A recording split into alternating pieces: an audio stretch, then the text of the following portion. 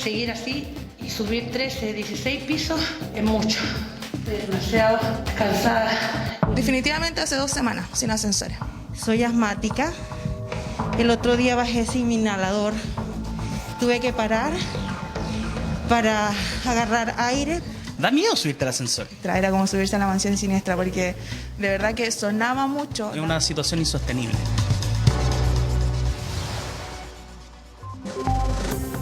Es una problemática que afecta a los vecinos de un edificio de la comuna de La Cisterna, con quienes vamos a conversar dentro de poco, pero para que lo entiendan, este edificio tiene 16 pisos.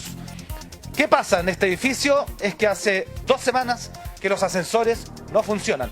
Estoy llegando rápidamente para que ustedes vean qué es lo que tienen que hacer los vecinos de este edificio de la comuna de La Cisterna para poder llegar a sus domicilios. Claro, hay personas que viven en el piso 2 o en el piso 3, por ejemplo, que se ve un edificio moderno. Claro, acá están los ascensores malos, pero mire, esto es lo que tienen que hacer los vecinos para poder llegar a sus casas. Subir por las escaleras. Imagínate, Amaro, Tonka, quienes viven en el piso 16. Todos los testimonios de este caso los registró en una nota nuestro compañero Franco Lasaña. Nota que pasamos a revisar en Bienvenidos. Hola, yo les quiero comentar que ya llevamos bastante tiempo sin funcionamiento de los ascensores. Estos han fallado durante todo el año y ya este último mes, hasta el día de hoy, no los podemos utilizar. Y subir 13, 16 pisos por las escaleras es mucho. Estoy demasiado cansada y voy solamente en el piso 8 recién. Vecinos de la comuna de La Cisterna acudieron a nuestro fono denuncias. Acá, en el edificio Nuevo Real, hace 2 semanas que están sin ascensores. 16 pisos que tienen que subir y bajar todos los días. Un verdadero drama para ellos. ¿Hace cuánto están sin ascensores? Definitivamente hace 2 semanas sin ascensores. Son en total 16 pisos. Yo subo hasta el piso 6. ¿Usted en qué piso vive? Piso 13. 13. Y todos los días tengo que subir y bajar, ya sea a comprar o a la lavandería. Entonces ya en el piso 4 o 5 yo ya voy agotada. Yo aquí llevo 2 años viviendo y de los 2 años siempre han tenido fallas los ascensores. Han sido fallas intermitentes, reparaciones, etcétera, pero nunca hemos podido tener la seguridad de que cuando queramos bajar o subir va a haber un ascensor bueno para poder hacerlo. ¿Qué les dice la administración? ¿Les da alguna respuesta? ¿Les dicen algo respecto a eso? Solamente que están usando la garantía y que de aquí al 15 más o menos, 10 de septiembre van a estar, pueden que estén arreglados los ascensores. Pero aquí hay mucha gente de tercera edad. Sí. Llegamos al 6. Al 6, aquí es donde yo vivo. ¿Usted vive en el 13? En el 13. De verdad, yo no puedo estar siguiendo hasta el piso 13 todos los días, bajar. Tengo que bajar a la lavandería, tengo que subir, tengo que ir a comprar. Entonces subir 13 pisos, la subí el desgaste porque me desgasto demasiado. Cuando voy en el piso 4 ya no quiero subir más. En la cabeza, después llego arriba y me empiezan a sangrar las narices. Y el dolor de cabeza es muy fuerte.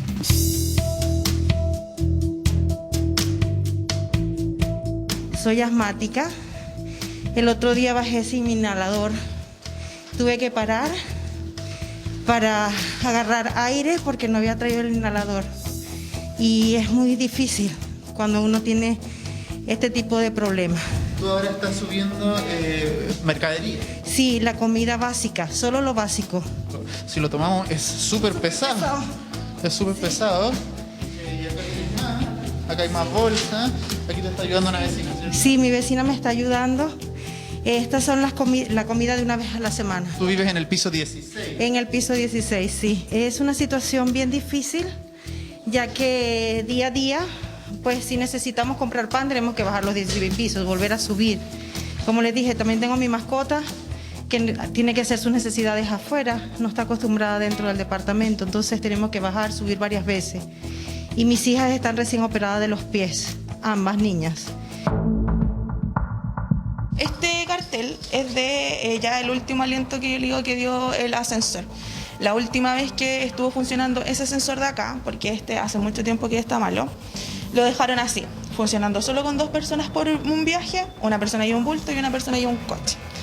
y aún así falló. Me acuerdo que en una oportunidad con la tracción de los cables se empezó a incendiar en el piso de arriba los cables. Entonces que yo misma llamé al administrador y le dije, hay olor a humo, no sabemos de dónde es, y eran los cables en el piso 7 que se estaban incendiando.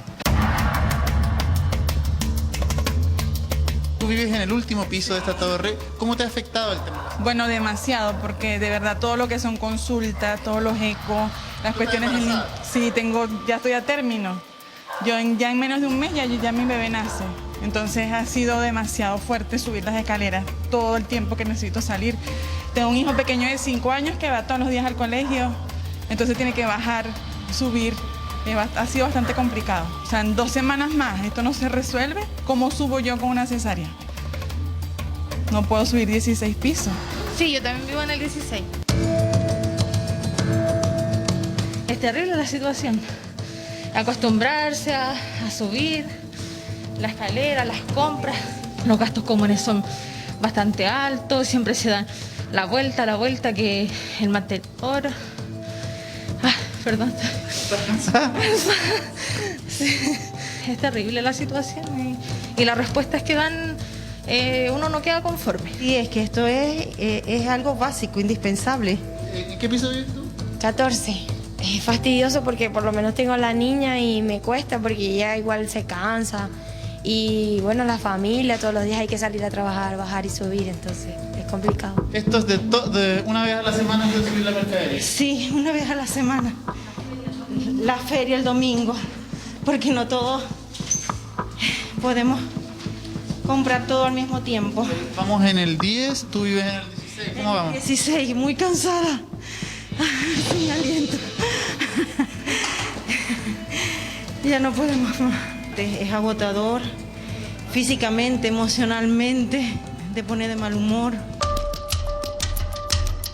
Mira, en términos generales, las respuestas que han habido de parte de la empresa que hace la mantención, que todos los meses se le paga el servicio de mantenimiento, ha sido lento. O sea, hoy día nos llegó la información por el WhatsApp que van a hacer este cambio de la torre A a la torre B, o sea... Los cables, ¿cierto? Van a desvestir un santo para vestir otro. Esto lleva mucho tiempo, tú subes el ascensor y realmente da miedo subirte al ascensor, porque tirita, hay problemas de los cables. Sonaban mucho los cables cuando subía y bajaba el ascensor. Era, una vecina dijo tétrico, pero realmente era así, porque sonaba mucho, que se parecía a la Mansión Siniestra, era como subirse a la Mansión Siniestra, porque de verdad que sonaba mucho, daba miedo subirse al ascensor y también se movía mucho. Era algo que a uno no le daba seguridad.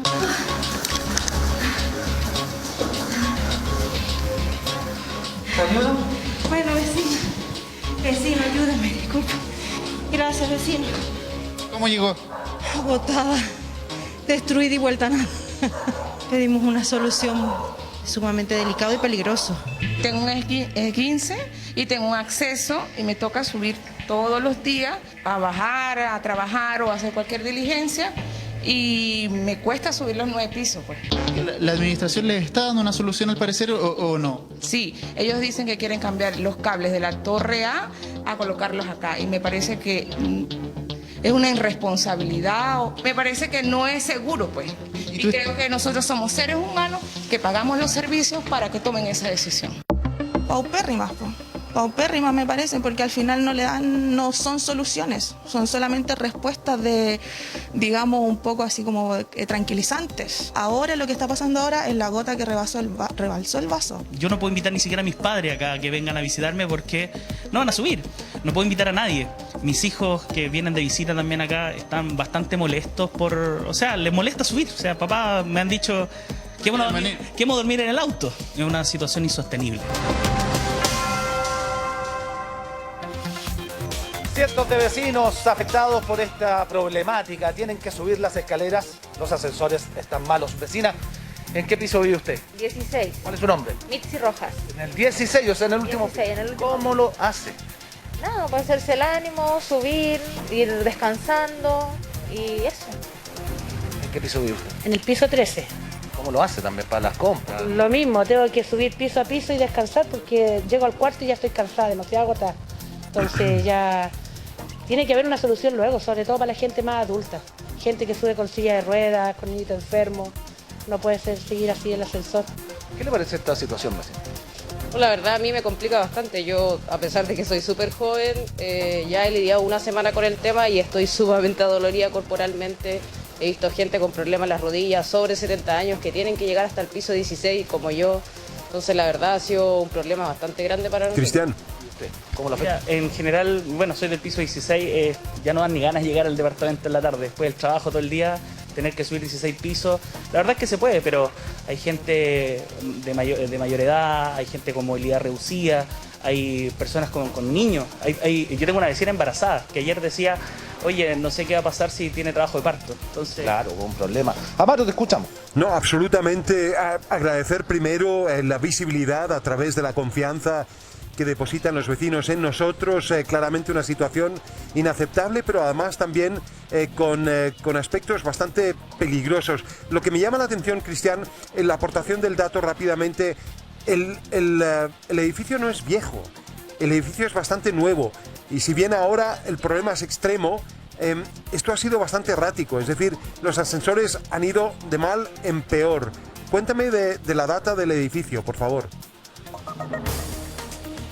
La data del edificio es de 6 años, nos contaba el administrador de este edificio, quien está conmigo, y le vamos a pedir brevemente cuál es la versión de la administración. Hola, ¿qué tal? Buen día, mi nombre es Andrés.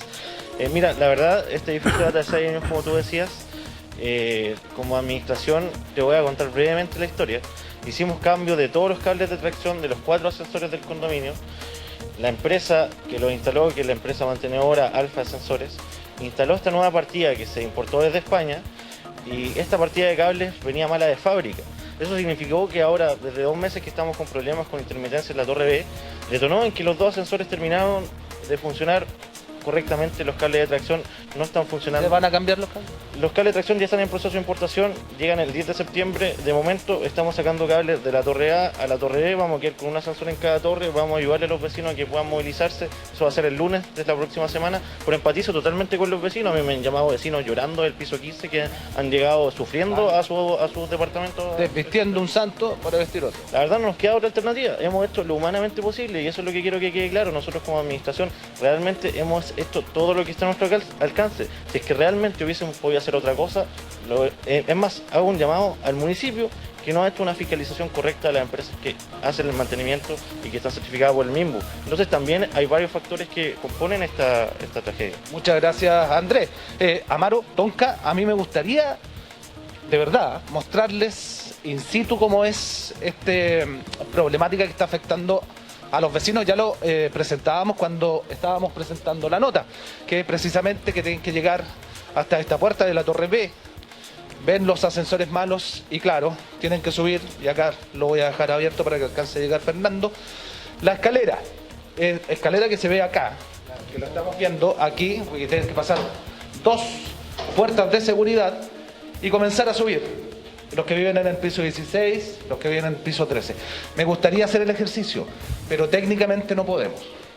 No nos da la mochila que usamos para transmitir, no nos da para poder subir y demostrar. Hay vecinos que estaban viendo la nota acá y estaban también por las ventanas queriendo hablar con nosotros. Espero que también nos haya escuchado, porque ella nos llamaba y nos decía que fuéramos al piso 5 para poder conversar con ella por toda la problemática que la afecta. Pero lamentablemente en vivo no podemos llegar, señora. Cristian, absolutamente. O sea, estamos hablando acerca también de población vulnerable. Citaban los vecinos a una mujer embarazada, los contratiempos que pueda tener. Y bueno, ese es el problema. Esa señora, por cierto, que se está expresando, la invitación está hecha a que se pueda sumar también a los vecinos que están expresando su queja. Amaro, si pero es que lo ella inmediato... está viendo la televisión, porque no creo que escuche a los gritos a Cristian, pero sí, por eso. Señora, si nos está escuchando, tiene la televisión. Yo algo la escucho. Para que baje, si es que ella pudiera algo la escucho bajar, y ella me está diciendo que... Si pudiera bajar ella... Claro, es que por eso, para responderte... Ella está enferma y no puede bajar. No puede bajar. Por eso que nos dice que subamos, pero no te das podemos cuenta, técnicamente. A lo que voy es, ella está enclaustrada literalmente en su propio departamento, y por eso preguntarle también a Bárbara Salinas qué se puede hacer en una situación como esta para poder expeditar la solución, una solución que tiene una dimensión de salud importante. Bárbara. Sí, bueno, aquí al parecer hay un problema técnico, ¿no es cierto? Y de retraso está la importación de los repuestos que hacen falta. Pero aquí hay un error conceptual del administrador, quien tiene la obligación, de acuerdo a la ley, de tener que acreditar que los ascensores funcionan son precisamente los propietarios, es decir, la comunidad. Ellos tienen que acreditarle al municipio que están funcionando correctamente. Otra cosa muy distinta es la empresa que hace la mantención y la certificación de dicha mantención. Entonces acá hay, en el fondo, un poco de que se están tratando de escindir de responsabilidades, pero aquí lo más relevante, Amaro, es resolver el problema desde el punto de vista práctico. Claro. La gente no puede seguir así. Entonces tiene que hacer la administración un esfuerzo mayor, quizás en términos de buscar otras alternativas de repuesto, etcétera, pero solucionar en definitiva este problema. Y yo no tengo tan claro, con esto concluyo, si es que se ha hecho uso de la garantía, porque son 6 años de antigüedad del edificio y los ascensores tienen una garantía, por lo menos desde el punto de vista de la inmobiliaria, de 5 años. Mira, no sé si Cristian, que se está moviendo por el edificio, alcanzó a escuchar la interrogante de Bárbara. Sí, no sé si me escuchan, yo estoy en la escalera, ¿me escuchan? Sí, te escuchamos. No sé si tú sabes el tema de las garantías, Cristian. Sí, algo alcancé a escuchar y yo voy al piso 5 donde estaba la señora. Si la señora me está viendo, para que abra la por puerta. favor, abra la puerta. Vamos, Cristian, tú puedes. Por ahora lo que vamos a tener es el audio, no vamos a tener la imagen por las dificultades que tú señalabas anteriormente, pero importante también el planteamiento a hacerle a los administradores que hacía Bárbara, el alcance de que, a ver, claro, se han cumplido ya 6 años, pero lo cierto es que estos problemas con los ascensores datan de antes. Ahora el problema es extremo. Está en estos momentos, Cristian, yo estoy haciendo tiempo mientras subes las escaleras porque no es fácil relatar mientras uno está subiendo las escaleras, por lo mismo solidarizar contigo y plantear un poquitito también. ¿Ya llegaste? ¿Buen desayuno? ¿Amaro? Sí. Sí, no, yo quería aprovechar de comentar por qué es tan relevante el tema de la garantía. ¿Dónde está usted, vecina? Perdón, el tema de la garantía, ¿por qué? Porque Bárbara, solamente un minuto para que le demos el pase a Cristian. ¿Cristian? Ahora, a ver si te puedes asomar por el balcón. Estamos en la ciudad.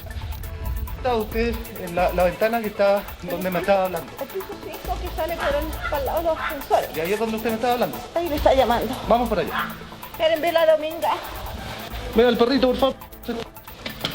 Hay un perrito ahí para que no se escape. Ya, llegamos donde estaba la señora.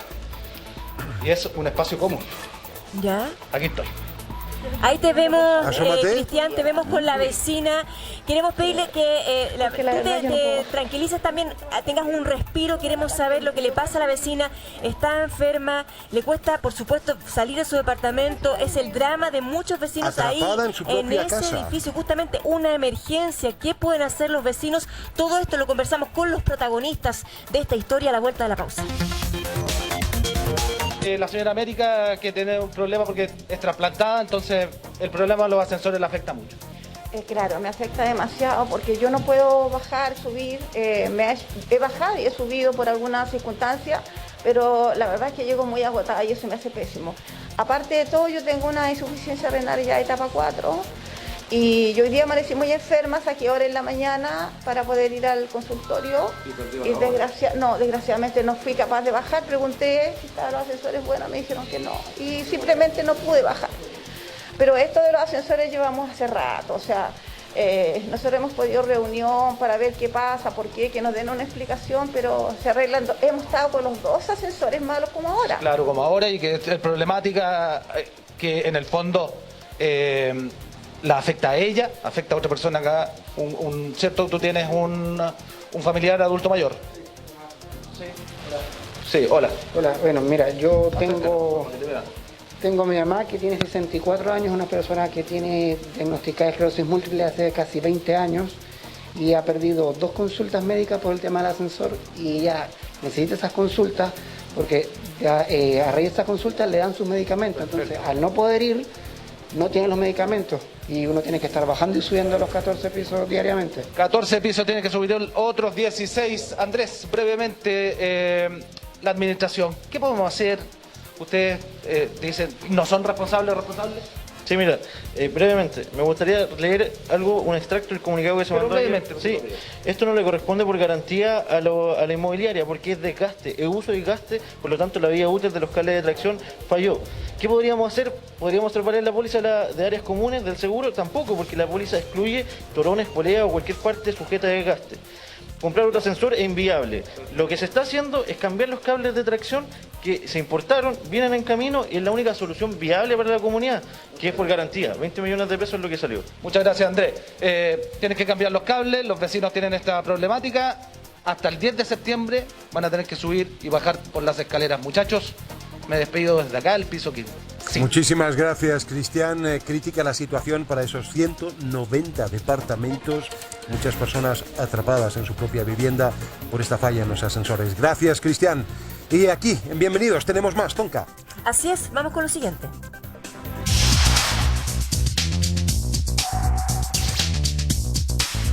Tanto por el futuro incierto en el contexto de la variante Delta, como también por la multitud de atenciones desplazadas, cánceres no diagnosticados y atenciones que tiene que hacer toda la red, nos parece realmente inconcebible que se cierre el 50% de las camas del Hospital Metropolitano. El establecimiento no retrasa ni impacta la actividad quirúrgica, ya que no atiende este tipo de patologías.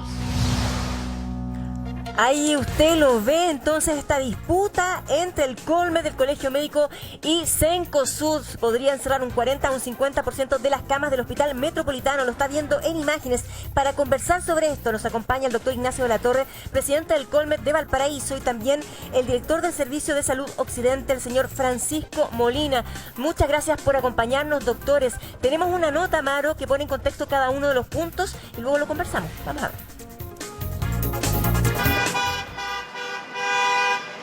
Los trabajos de mejoramiento vial y la construcción de una salida vehicular subterránea desde el Costanera Center han generado más de una molestia en Avenida Holanda. Genera más taco de lo que siempre hay. Ahí hay un hospital, aquí hay edificios, está lleno de... No, deberían haberlo hecho cuando estábamos en cuarentena. No ahora. Y es que no solo aquí está el malestar, también al interior del Hospital Metropolitano. Justo al costado de su entrada principal, los trabajos comenzaron el pasado lunes. La polución es una de las preocupaciones del Colmed, pero también la disminución de su capacidad de funcionamiento, que quedará en un 44%. Además, las camas críticas también serán disminuidas en hasta un 80%. De 122 camas UCI, solo quedarán habilitadas 24. Por favor, sentido común. Por favor, prioridades.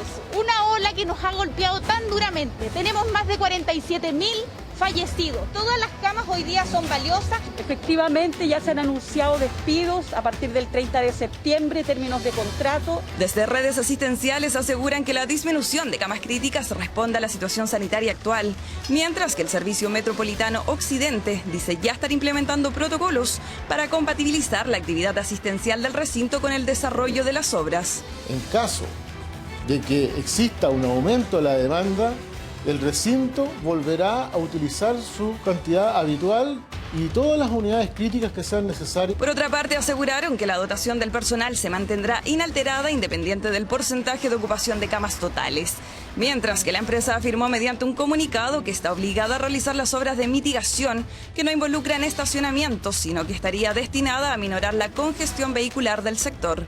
Obras de mejoramiento vial que recién comienzan a realizarse y que contemplan además la intervención de calles aledañas, como es el caso de Nueva Providencia, Vitacura y Holanda, aunque se avanzará por fases, por lo que podrían demorar al menos 5 meses. A principios de julio se solicitó por parte de la empresa constructora la aprobación del plan de desvíos que aprueba esta Secretaría Regional, en virtud de la cual se coordinaron con todas las entidades, incluso con la municipalidad respectiva. Un hospital que lleva 1 año y 4 meses de funcionamiento y el que atiende actualmente solo pacientes COVID, verá por primera vez disminuida su capacidad, aunque no de forma definitiva. Si la situación sanitaria lo requiere, dicen que las obras se paralizarán y volverán al 100% de su capacidad. Y antes de comenzar esta conversación, saludar a Francisco Miranda, director del Servicio de Salud Occidente. Ahí está Francisco, doctor Francisco Miranda. Listo, bien dicho su apellido. Gracias por acompañarnos. Bueno, y estamos justamente con también el Colmet, el Colegio Médico, representado en la figura de Ignacio de la Torre. Doctor, un gusto tenerlo nuevamente. Lo veo más flaco, además, también. No sé si es solamente mi percepción. Estás más flaco, ¿no? Estamos tratando de enfrentar las dificultades de la pandemia. Ya lo veo ya. Actividad física y nutrición saludable. Me parece muy bien. Ignacio de la Torre, la pregunta apunta a lo siguiente. Los dardos del Colegio Médico parecen apuntar hacia Cencosud y Costanera. Pero lo cierto es que, a ver, ellos la verdad es que están simplemente siguiendo un dictamen de la autoridad, de un estudio de impacto sobre el sistema de transporte urbano. Aquí quien estaría en falta es la autoridad, ¿o no? A mi juicio, estas obras de mejoramiento deben realizarse. Lo que plantea nuestra presidenta es si esta es la mejor oportunidad para hacerlo. Claro. En medio de una pandemia que ha golpeado duramente la salud de todos los chilenos, como ustedes también lo han cubierto. Y cuando hablamos de que se van a reducir cerca de 100 cupos de camas críticas, aunque este hospital esté enfocado en la atención de pacientes COVID, este hospital obedece a una red de salud. Quien dirige esa red es precisamente el doctor Miranda como gestor de red. Ese es el cargo del director de un servicio de salud, es gestionar todos los recursos de la red. Y cuando nosotros, por ejemplo, tenemos un hospital que provee servicios quirúrgicos, una de las limitantes para poder realizar intervenciones quirúrgicas es la disponibilidad de camas UCI. Yo entiendo. Entonces, eso, doctor. Cuando tú en un punto de la red tienes la posibilidad de tener... No, pero solo para aclarar un punto, que cuando tú tienes en un punto de la red, como el Hospital Metropolitano, aunque el hospital no opere, aunque no realicen cirugías ahí, el hecho de que ese centro de salud esté realizando atenciones sanitarias críticas permite que otros centros de salud se vuelvan a enfocar en los pacientes, por ejemplo, de las listas de espera que han sido tan postergadas. Entonces, más que nada, el tema no es que estemos en contra de las remodelaciones, lo que estamos planteando es que este momento y a puertas de una variante Delta no parece ser la decisión más razonable, y esto es perfectamente postergable si este problema se arrastra por lo menos hace 6 años. Exacto, pero sería un problema del Colmet en rigor con la autoridad, no con Cencosud. A eso apunto para la claridad de este conflicto, y ahí nos metemos al detalle, claro, ¿verdad? Preguntarle al doctor Miranda, finalmente en concreto, ¿cuánto afecta al Hospital Metropolitano esta construcción que va a hacer Cencosud? ¿Significa que van a poder atender a la mitad de las personas que están atendiendo? Una persona se pregunta, si yo tendría que utilizar el hospital, ¿no podría ser atendida en ese lugar? En lo más concreto y cotidiano, ¿cómo lo explicaría usted, doctor? Lo más concreto y cotidiano, Tonka, y Amaro, aprovecho de saludarlo, que ha estado varias veces en el hospital y lo conoce bien. Así es, querido Francisco. Sí, hemos tenido oportunidad de estar allí. A ver, hay que contextualizar. Obras alrededor o junto a los hospitales están ocurriendo en todo el mundo todos los días. De hecho, hemos visto la clínica Las Condes como ha estado 25 años en construcción con los enfermos ahí. Yo trabajé en la clínica Dávila, que cuando yo llegué tenía 2 edificios y ahora tiene 6, etcétera, etcétera. La clínica Santa María, todas van creciendo y van construyendo, y bueno, también se construyen otras cosas, se hacen calles, se mejoramiento, de tal manera que el tema de la construcción y los hospitales, que es un tema que está muy bien tratado, estudiado mundialmente, lo que se requiere es tomar medidas de mitigación y tomar medidas también del manejo de los pacientes al interior. Yo creo que el problema es que se habló de cerrar camas. No es así. Las camas no se cierran. Las camas siguen ahí y el personal también. Lo que pasa es que estamos funcionando con muy pocos pacientes porque ha habido una baja pero tremenda de la curva de hospitalización y solamente se atiende COVID en este hospital. Entonces está funcionando con 86, 88 pacientes, y lo que hemos hecho por ahora es concentrarlos en las otras zonas del hospital, la zona sur, la zona central, para alejarlos de las ventanas que estamos sellando. El proceso de sellado de ventanas se va a demorar aproximadamente 3 semanas. Y en esas 3 semanas ya, una vez que estén selladas todas las ventanas, se va a poder ocupar el hospital completo. Doctor Miranda, una pregunta. Es porque, de acuerdo, se están haciendo todos los arreglos posibles en vistas a, pero sigue latente la pregunta. ¿Es este el momento oportuno para realizar estas obras? Y se lo pregunto en atención no solamente a la variante Delta, que no sabemos todavía las repercusiones que pueda tener en Chile, sino esta nueva variante de la cual se ha informado hace poco, esta variante Mu. Es decir, tenemos el COVID todavía frente a nosotros. ¿Puedo sumar una cosa, Amaro? Que hay como una discrepancia. Se ha hablado que son estacionamientos lo que tiene que construirse en Cusú, y ellos desde su comunicado oficial han dicho que no son estacionamientos. Entonces, significa, ¿qué es lo que van a construir? ¿Es realmente importante y relevante construirlos ahora ya, sumado al tema que plantea Amaro? Obviamente uno quisiera que nunca hubiera ninguna obra por los ruidos, etcétera, pero no nos olvidemos que el Costanera Center completo se construyó funcionando un hospital al lado, o sea, un edificio gigantesco con una cantidad enorme de subterráneos que se demoró años en construir y siempre ha estado funcionando un hospital ahí al lado. Y esta es una obra no tan larga. El movimiento de tierras va a durar aproximadamente 3 meses, que es lo que la carta Gantt que hemos conversado con la empresa. O sea, en relación a lo que se ha construido alrededor del hospital en estos últimos 15 años o 12 años, esto es una cosa bastante menor. Ahora, ¿cuándo es necesario? Estas obras se iban a hacer en el 2016 y se postergaron porque estaba funcionando el Félix Bulnes, lo cual en ese momento pareció que era necesario, porque ahí justo ahí estaba la neonatología. Y uno de los pacientes que más se afectan con el Aspergillus, que es siempre el problema que se tiene en relación a las excavaciones y las construcciones, son los neonatos. ¿Ya? Estaba la UCI neonatológica ahí. Hoy día eso no pasa. No tenemos ni neonatos, ni tenemos pacientes oncológicos, no tenemos pacientes. Pero entonces, una pregunta, ¿cómo entender esto desde la perspectiva ciudadana? Por ejemplo, yo estoy viendo aquí a 2 doctores, 2 médicos. Uno me señala, usted mismo, ¿verdad, doctor Miranda?, que no, esto no es problema, podemos hacer los acomodos. El otro, Ignacio de la Torre, me señala, sí, esto es problema, porque efectivamente es inoportuno. ¿Qué cuenta saco, Ignacio de la Torre? ¿Cuál es mi conclusión como ciudadano? ¿Es un problema o es una falsa alarma de parte del Colmet? Lo que pasa, Maro, es que lo que a mí me llama la atención, y esto tengo que decirlo así, el rol del gestor de red, que en este caso es el doctor Miranda, es gestionar y presentar los mejores recursos de una red de salud, en este caso el Servicio Médico Occidente.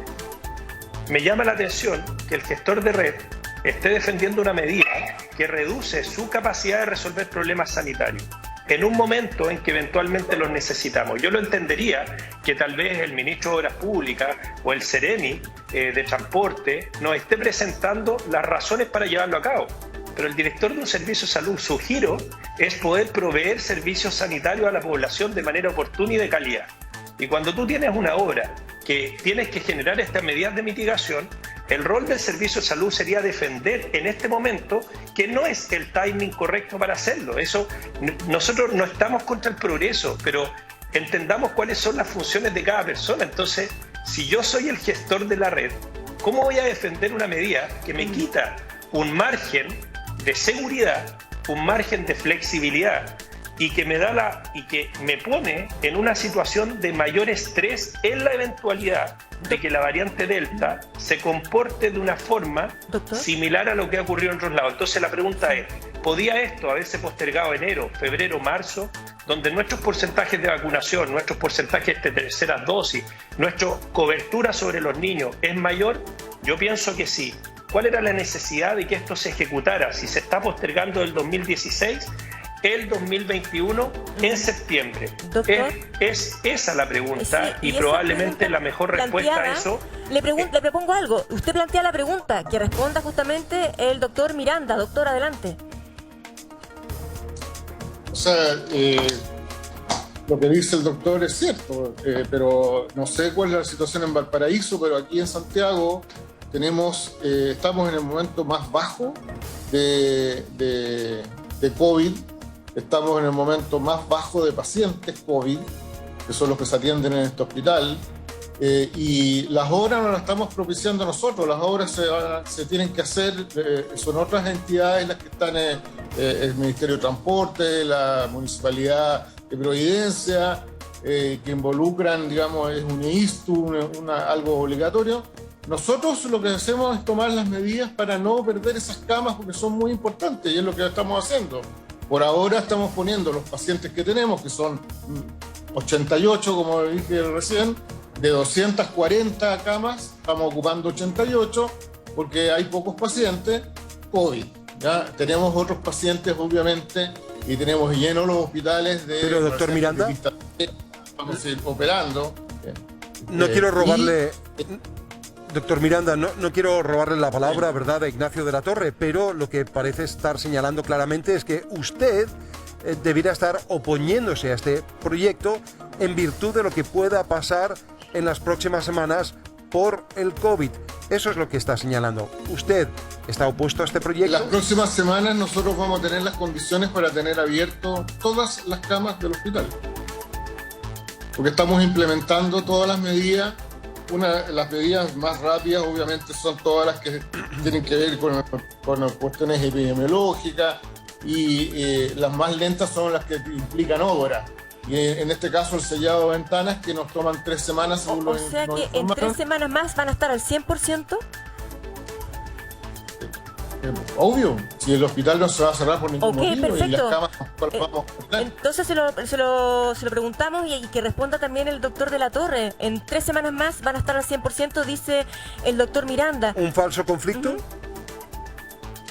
O sea, si el hospital y la red es capaz de, en este periodo de baja demanda, volver a tomar medidas de mitigación que permitan que el 100% de las camas funcione, creo que en ese caso son medidas de mitigación que podrían estar llegando en un momento oportuno. Dicho lo anterior, cuando tú haces estas obras, lo que estás generando es un riesgo de infecciones intrahospitalarias importante. Por eso hay que sellar, entre otras cosas, las ventanas.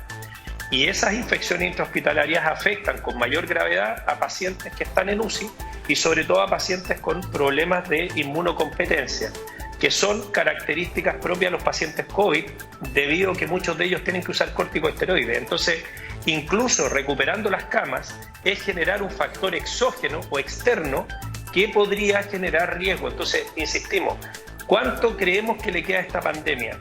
En un escenario que estamos avanzando en la vacunación, en un escenario que hemos podido mejorar nuestra capacidad de respuesta, probablemente estas mismas obras realizadas en marzo del próximo año encuentren una red de salud menos estresada y con menos amenazas de otros posibles brotes producto del COVID. Entonces, las medidas de mitigación son una parte, pero la gran pregunta es, este es el momento de realizar esta obra, y el doctor dice, esto no lo propicia el servicio de salud, esto es otras entidades gubernamentales que lo propician, y lo que nosotros estamos planteando es que esas entidades lo posterguen.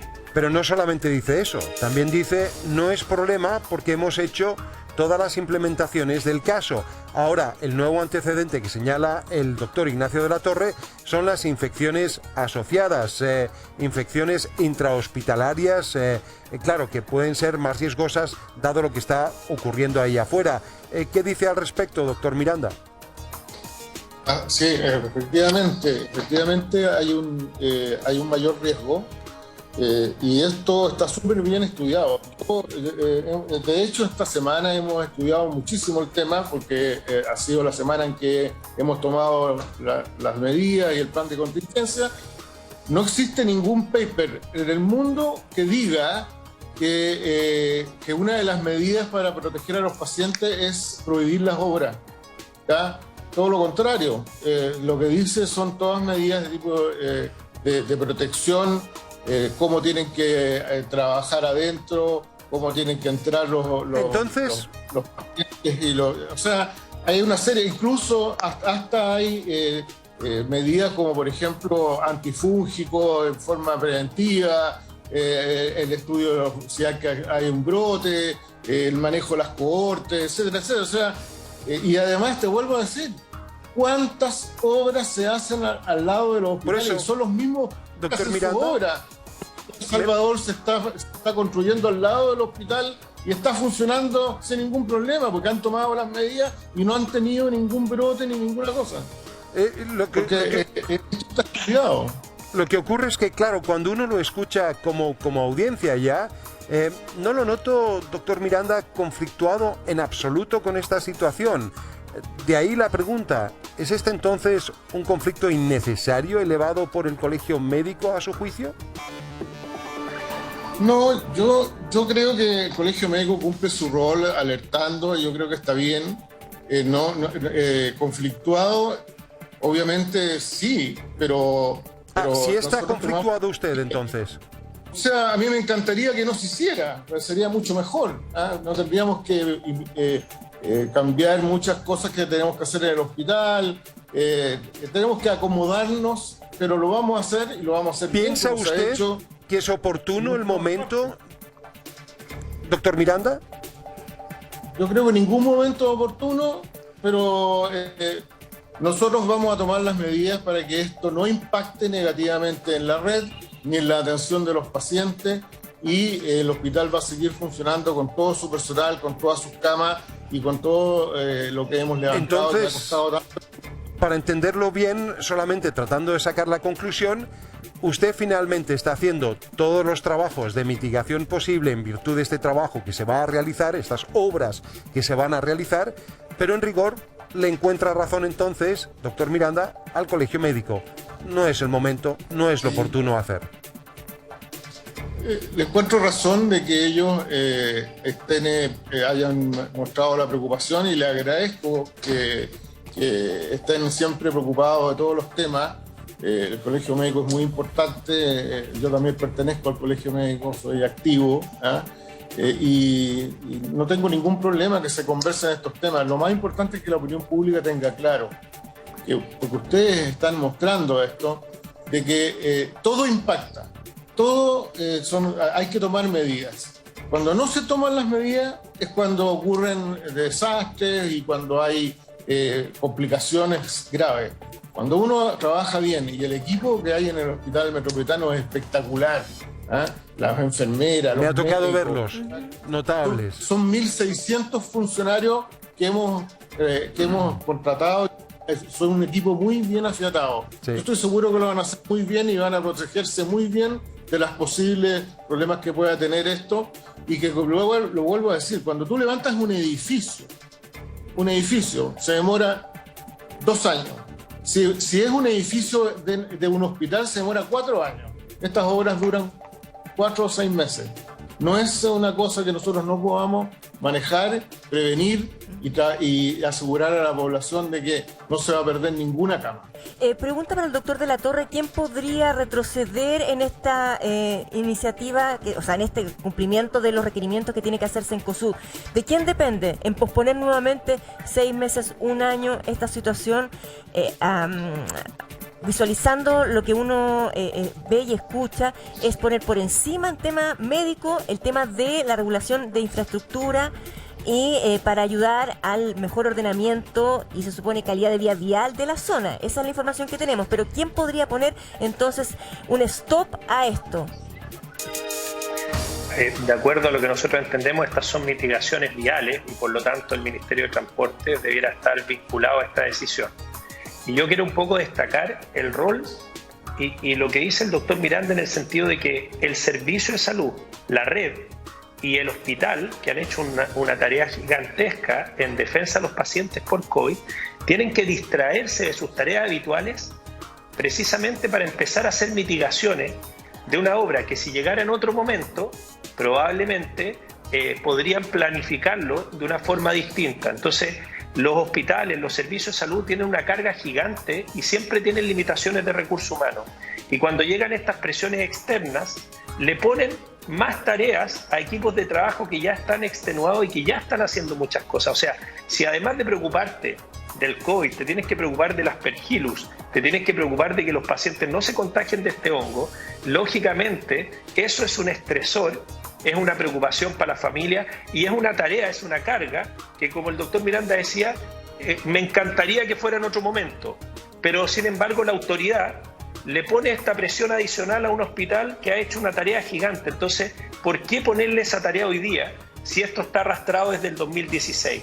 ¿No sería más sensato postergarlo a un momento en que no solo tengamos buenos indicadores, sino que ya no tengamos la amenaza externa y podamos decir, todos saben que el COVID ya no es una amenaza para nosotros, démosle curso a estas obras y démosle curso con todas las medidas de mitigación y además entreguémosle el recurso humano a los hospitales y al servicio de salud para que puedan hacerlo esto sin distraerse de su tarea, que es atender a los pacientes de manera oportuna y en un entorno de calidad y seguridad. Bueno, ya vamos a estar viendo si es que efectivamente va a dejar de ser una amenaza el COVID-19. Hablando de Delta, cuando repentinamente surge esta otra variante que es la variante Mu, que también preocupa. Ya vamos a estar hablando acerca justamente de la gravedad que pudiese revestir esa nueva variante, cuán efectivas puedan ser las vacunas, cuándo nos podríamos librar de esta situación. Pero también, caballeros, les pido hablar de cómo las mutaciones del COVID pueden desafiar las vacunas. Y por eso preguntarles, doctores, muy brevemente y como palabras de cierre, ¿qué tan preocupados debiéramos estar, ya no solamente con el Delta, sino con esta nueva variante, la variante Mu? ¿Qué opina usted, doctor Miranda? Sí, bueno, siempre se ha dicho que las mutaciones van a seguir ocurriendo mientras exista la pandemia, siempre pueden aparecer, especialmente en aquellos países o en aquellas localidades donde hay baja vacunación y hay mucho contagio, etc. Nosotros hemos hecho un trabajo impecable como país, ¿ya? Este es un tema país y la gente lo ha entendido, que la vacunación es clave, pero una vacunación no nos protege en un 100% ni mucho menos, por lo tanto las medidas siempre se tienen que ir tomando. Hay que tener cuidado. Viene una etapa ahora que seguramente Perfecto. La variante va a empezar a subir. No sabemos bien cuánta gravedad van a tener los pacientes con Delta, aquellos que estén vacunados con bajo nivel de inmunidad, porque va bajando la inmunidad también. Por eso que es importante la dosis de refuerzo. Yo creo que Chile está dando un ejemplo de manejo de salud pública en esta pandemia. Yo creo que y la población por fin entendió que hay que cuidarse, hay que usar la mascarilla, que hay que airear o sea, los lugares. En definitiva, incorporar, doctor Miranda, los hábitos y perpetuarlos de esa manera. Breves palabras de cierre, doctor Latorre. Bueno, yo creo que las variantes van a existir. A la OMS le ha pedido a los países más desarrollados que no concentren las vacunas y que ayuden a los países más pobres a poder avanzar en su calendario de vacunación, porque en la medida que el mundo se proteja con más porcentaje de vacunación, dada la globalización en la que vivimos, eso nos va a permitir reducir el riesgo, Amaro. Entonces, la vacunación en Chile va muy bien. Ahora no solo tenemos que preocuparnos de Chile, tenemos que empezar a mirar también a nuestros países vecinos y preguntarnos cómo podemos ayudar para que ellos puedan acceder a vacunas, porque con fronteras tan abiertas como las nuestras, el riesgo de que países vecinos tengan bajas tasas de vacunación, como ocurre en Brasil, con una población tan grande, las mutaciones lógicamente nos pueden afectar igual. Así que ese es un esfuerzo global y mundial. Yo te quería robar unos segundos, Amaro, si me lo permites. Muy breve, muy producto breve. De la pandemia, muy breve. Producto de la pandemia, una de las cosas que yo he tenido que hacer es no poder estar en contacto con mi familia y en particular con mi abuela. Y hoy día Olga Maggi cumple años. Y le mando un tremendo saludo, porque la distancia uno no quiere ponerla en riesgo, y por lo mismo aprovecho estos segundos que te robo para mandarle un tremendo beso a mi abuela con mucho cariño. Para ti, Siste, que estés muy bien. ¿Cuántos cumple? No lo puedo decir en la tele, me mata Amaro, pero está... Me parece muy está en el bien que porcentaje alto mantenga, de la población. que mantenga su cuota de coqueterío, me parece estupendo. Muchísimas gracias, de la Torres de la Casa, y también, doctor Miranda, un placer verlo. Por favor, salude a todo su equipo ahí en el Hospital Metropolitano, extraordinario equipo el que tiene usted. Gracias a ambos por estar y que tengan un muy buen fin de semana. Tenemos que cerrar este tema, pero con algo que Tonka nos va a dar a conocer. Gracias, pública. doctores. Le pido por favor la dirección de Cencosud. Dice así, es más extenso, pero vamos a leer solamente una parte, en vista que todas las partes también estén presentes. A propósito de esta conversación, Cencosud está obligado a iniciar ciertas obras de mitigación viales en Calle Holanda, entre Nueva Providencia y Vitacura, obras que no involucran construcción de estacionamientos, sino que están destinadas a aminorar la congestión vehicular del sector, las que son exigidas por el estado de impacto sobre el sistema de transportes urbano, y respecto de las cuales se han comprometido su ejecución en un plazo determinado. Su inejecución implicaría incumplir las obligaciones asumidas con la autoridad, y es mucho más extenso. Pero dicho eso, cerramos este tema porque ahora vamos al aguinaldo, al 18 de septiembre. Felipe, te saludamos, ya te habíamos presentado anteriormente. ¿Quién recibe aguinaldo? ¿Cuánto me toca? Son las preguntas y tú tienes una pizarra lista, así que te escuchamos atentamente. Felipe, bienvenido. Hola, Tonka, Amaro, ¿cómo está? La verdad es que ya estuve preparando algo ahí durante los comerciales para poder comentarles. Se acerca, a mi parecer, la mejor fecha del año, el 18 de septiembre. Yo creo que muchos coinciden con eso. Y la verdad es que la semana pasada estuvimos comentando que la mitad de los trabajadores en nuestro país no están ganando más de 420.000 pesos, una cifra que es bastante terrorífica, ¿cierto? Porque sabemos que no es suficiente para poder costear los gastos mensuales que tenemos. De cara al 18 de septiembre, un mes en el cual gastamos mucho dinero, ese sueldo no alcanza, ¿cierto? Así que el aguinaldo juega un rol fundamental.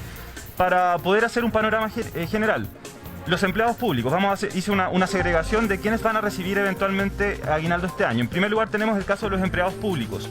Los empleados públicos, ustedes saben que el Estado es el principal empleador en el país, ¿cierto? Es quien más da empleo en términos de cantidad.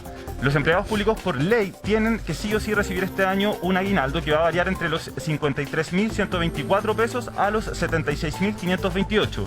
¿De qué depende? De cuál sea su ingreso líquido correspondiente al mes anterior, en este caso agosto. Aquellos que recibieron una renta líquida cercana a los 791.000 pesos van a recibir, bajo esa cifra van a recibir este aguinaldo de 76.000 y fracción. Y aquellos que ganen sobre esa cifra, 791.000 y fracción, van a recibir un aguinaldo de 53.000 pesos. Ya ese es el primer rango que hemos establecido para los funcionarios públicos. En segundo lugar tenemos los pensionados, quienes también por ley hace ya un buen tiempo también reciben por parte del Estado un aguinaldo que este año se calcula en base a los 20.624 pesos. Y ojo con esto, porque por cada carga acreditada del pensionado van a recibir un extra de 10.581 pesos. ¿Ya? Así que también es una buena noticia para que los pensionados puedan recibir un aguinaldo y destinarlo ojalá a las fiestas patrias. Y la gran incógnita que tenemos justamente acá son el resto de los trabajadores que se desenvuelven en un contexto privado, ¿cierto? No son ni empleados públicos, ni pensionados, jubilados. Los trabajadores acá tenemos, digo yo, la gran incógnita, porque esto, sabemos, el aguinaldo no es una obligación de cara o por parte del empleador a sus trabajadores, salvo que ya lo haya entregado como beneficio con anterioridad, a lo menos unas 2 veces años anteriores, porque en ese caso el aguinaldo se torna obligatorio y tiene que sí o sí entregárselo a los trabajadores, pero si no está acordado, Felipe, la verdad es que no es obligatorio. Si el empleador entonces ha dado en más de 2 ocasiones el aguinaldo, sí o sí le corresponde que lo vuelva a entregar porque es un derecho adquirido de los trabajadores. Así, yo no lo podría haber dicho mejor, Tonka. La verdad es que ese es el concepto jurídico, un derecho adquirido. Cuando hay un concepto sumamente interesante en el mundo del derecho laboral. El contrato de trabajo es un contrato que los abogados definimos como un contrato consensual. ¿Qué quiere decir que sea un contrato consensual? Que es un contrato de palabra. No hay que escriturarlo ni firmarlo. Ahora, ¿por qué lo hace el empleador? Porque es un medio probatorio que le puede eventualmente servir a él. Pero la ley establece que el contrato de trabajo es un contrato consensual. Por ende, todas las cláusulas que nosotros pactemos verbalmente son las que el contrato tiene. Y en ese sentido, si el empleador durante 2 o más periodos ha entregado constantemente y con habitualidad un aguinaldo, se entiende que ya es una cláusula que se incorporó consensuadamente al contrato de trabajo, así que tiene que respetarlo. Así que atentos con eso. Si ya ustedes venían con habitualidad recibiendo años anteriores el aguinaldo, eso ya es una cláusula de su contrato, independiente que no esté escrito, así que tienen y pueden hacerlo valer frente a ellos. ¿Qué pasa si el empleador este año no le da el aguinaldo al trabajador que ya lo había recibido 2 veces anteriormente? ¿A quién reclama? ¿Cómo exige ese aguinaldo? Así es, lo que ocurre en ese caso es que hay un incumplimiento contractual, ¿cierto?, en el contexto laboral. Y existen instancias a las cuales el trabajador puede recurrir. La inspección del trabajo es una de ellas cuando se ve vulnerados sus derechos como trabajador, el contexto de las cláusulas de su contrato. Y también eventualmente podría judicializar esto ante los juzgados laborales. Pero el llamado evidentemente es a los empleadores para que puedan entregar este aguinaldo que muy merecidamente tienen sus trabajadores, que con mucho esfuerzo, sabemos, durante el tiempo de la pandemia han sacado adelante muchos negocios, ¿cierto?, muchas empresas, así que es un justo reconocimiento a la labor que han desempeñado en este año y medio de pandemia. Oye, Felipe, cosas que le pasan a uno también. Ayer, por ejemplo, los vecinos estábamos reunidos de mi edificio en el comité y dirimiendo además el tema de los aguinaldos. ¿Qué porcentaje debiera entregarse como política? Es una muy buena pregunta. La verdad es que bueno, el porcentaje va a variar y dependiendo evidentemente de cómo sea la situación de cada empleador. Y hay empleadores hay empresas grandes que tienen un buen bolsillo y podrían eventualmente entregar un buen aguinaldo. Pero yo siempre he dicho lo mismo. Un buen punto de referencia es lo que a lo menos el Estado le paga a sus trabajadores, a los empleados públicos. Acá ya tenemos un rango. Podremos discutir si es suficiente o no es suficiente, pero tenemos un rango legal a lo menos y comparativo para saber yo como empleador particular, ¿cierto?, le tengo que entregar a mis trabajadores. Así que si no sé cómo calcularlo, podría usar de referencia justamente lo que el Estado le paga a los funcionarios públicos. Esta cifra que podría ir entre los 53.000 y 76.000 pesos según cuál sea el rango de ingresos de cada trabajador. Y una pregunta también que se hacen muchos: ¿un empleador, dadas las condiciones de la pandemia, puede suspender el aguinaldo por problemas económicos?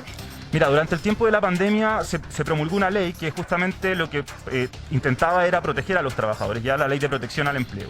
Y en el contexto de esa ley, la verdad es que uno podía optar, por la suspensión de su contrato de trabajo. Si yo tenía contractualmente establecido en el contrato, consensuadamente, o lo escrituré, el aguinaldo como parte de mi contrato, bueno, si lo suspendo en ese caso, entonces corre la suspensión.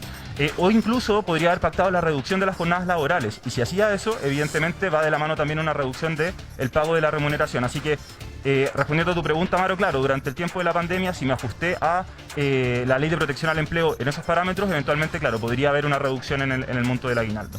Perfecto.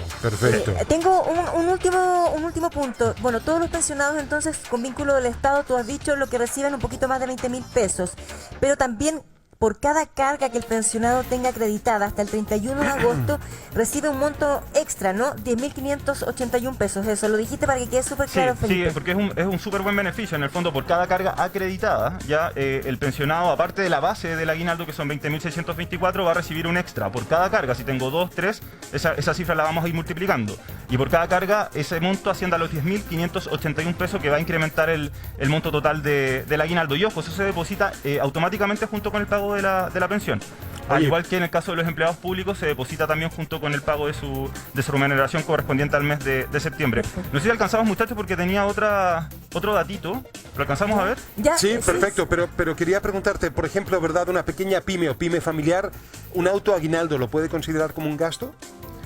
La verdad es que no, porque el aguinaldo no es parte de la remuneración. Vamos a hacer la distinción. Tú haces una buena pregunta, porque hay que distinguir qué es una remuneración y qué es un gasto para la empresa.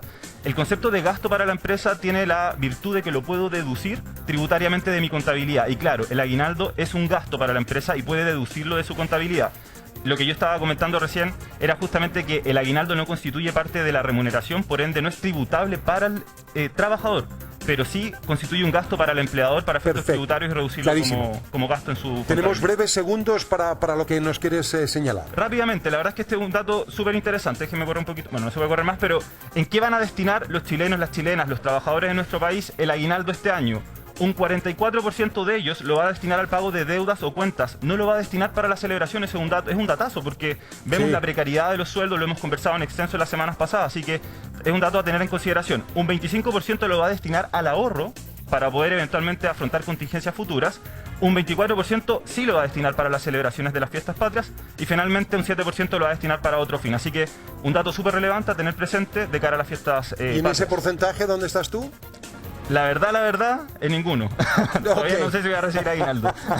Gracias. Oye, Felipe, buen fin de semana. Igualmente, un abrazo cariñoso. Que estén bien. Y rápidamente nos vamos con Cristian.